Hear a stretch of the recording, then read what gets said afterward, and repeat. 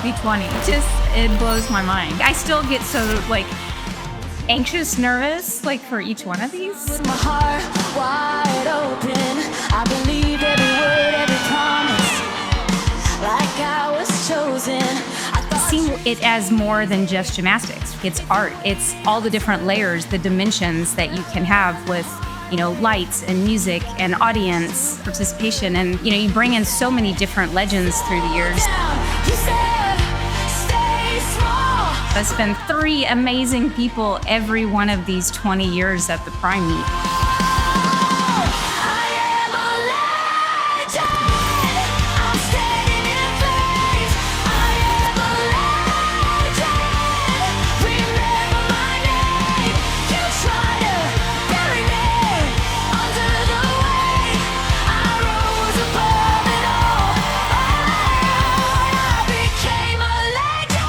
They all bring such different things. They've been so willing to share what their experiences have been, owning the highs and the lows and everything in between, and encourage the next generations.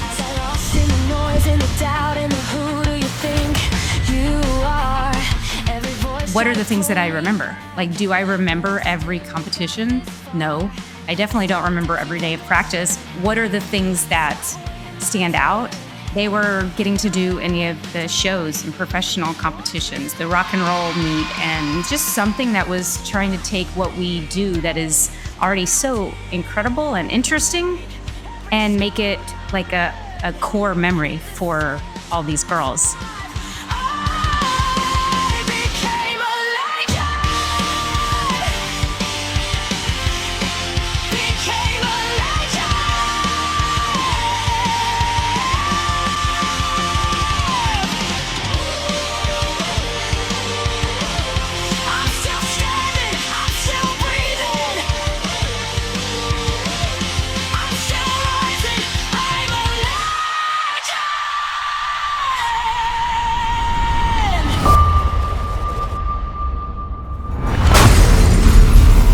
Two-time world champion Kim Zmeskal.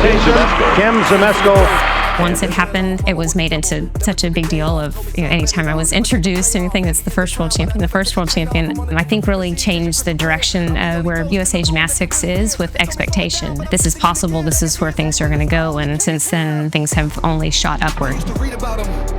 Now I'm the one that read it.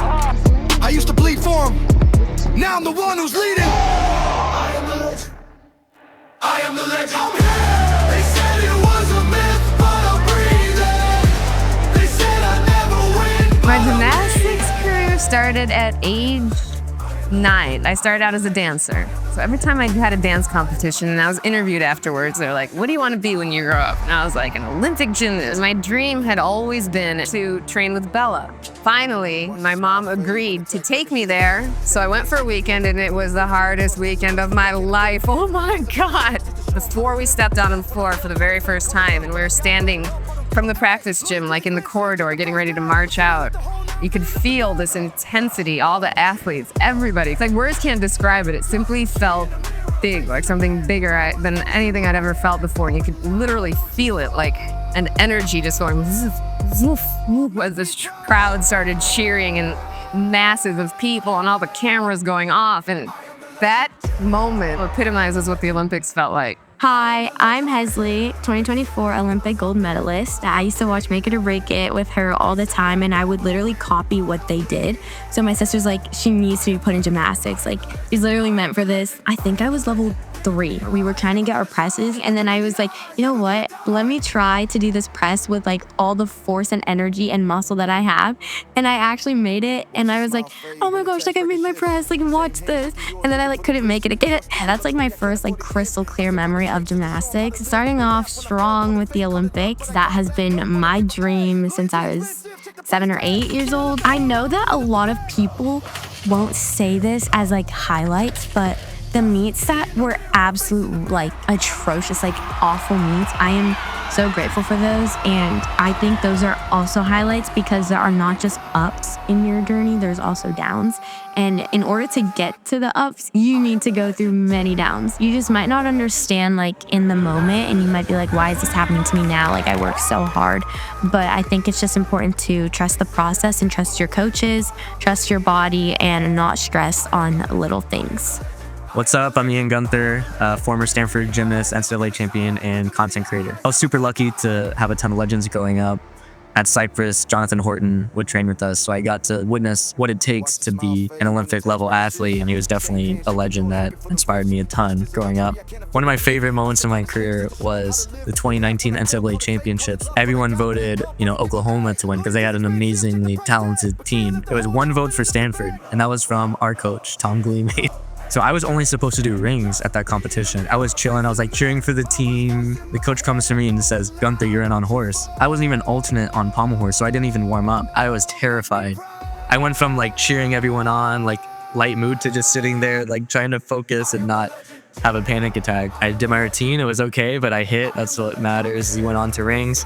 I did the best routine of my entire career, and we ended up winning by like 7/10, but it came down to the last routine. One thing that helped me was pressure is a privilege. Be grateful for the opportunity to feel nerves. Most people don't get to experience something like you're experiencing. Be grateful that you're at this competition. I'm sure everyone like me has been through all these injuries, and just being out there competing is something to be grateful for. Advice I would give myself is, no matter what, you're probably always going to want to achieve more and go to the next level, but try to just look back and take a moment to appreciate your career and everything that you've accomplished. Hi, I'm Emma Malabuyo. I was an Olympic alternate for Team USA in 2020.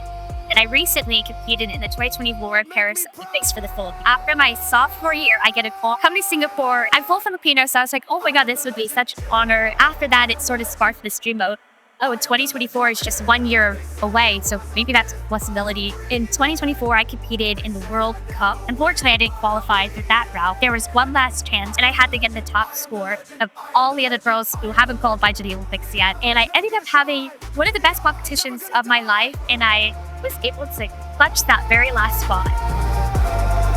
I'm still here, battle cries in the grave.